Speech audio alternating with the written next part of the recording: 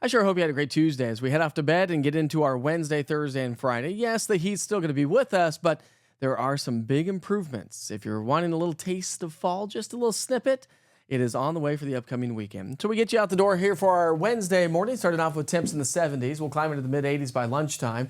And like I mentioned, yes, it's going to be another toasty day. Temperatures back into the low, mid, and maybe a few pockets of upper 90s across the Southern Valley.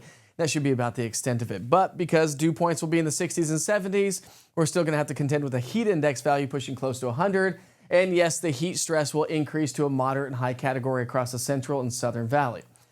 So as we get into the evening hours, though, it's going to be nice, albeit on the warm side. 6 o'clock evening rush hour, 91, feeling like 97, so still hot.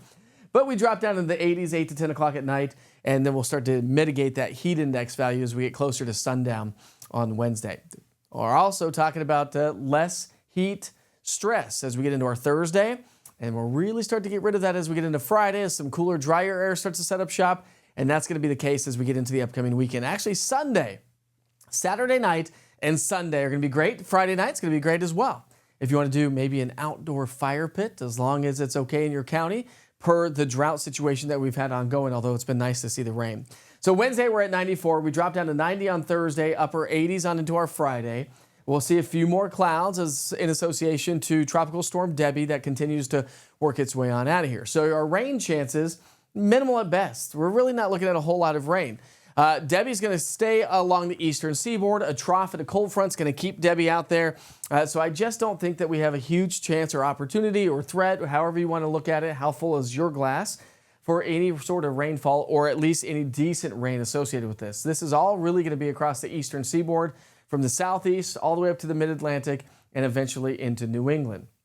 So as this cold front swings through Friday into Saturday, that's going to set up shop with some drier air to move its way on through. And as this dry air sets up shop, it's going to drop our dew points, which makes the air this time of the year feel amazing. Plus, it's going to bring us some slightly cooler temperatures. So look at our dew point numbers.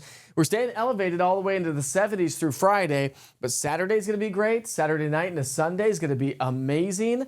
And we may hold on to that pattern Monday and Tuesday timeframe as well. Temperature-wise, we're going to be actually trending at or even below average for the weekend and into the start of next week. So therefore, our heat indices will go down as well. And while heat indices will be pushing close to 100 degrees on Wednesday, mid to upper 90s Thursday and Friday, we're not going to deal with any sort of a heat index value Saturday, Sunday, Monday, and Tuesday.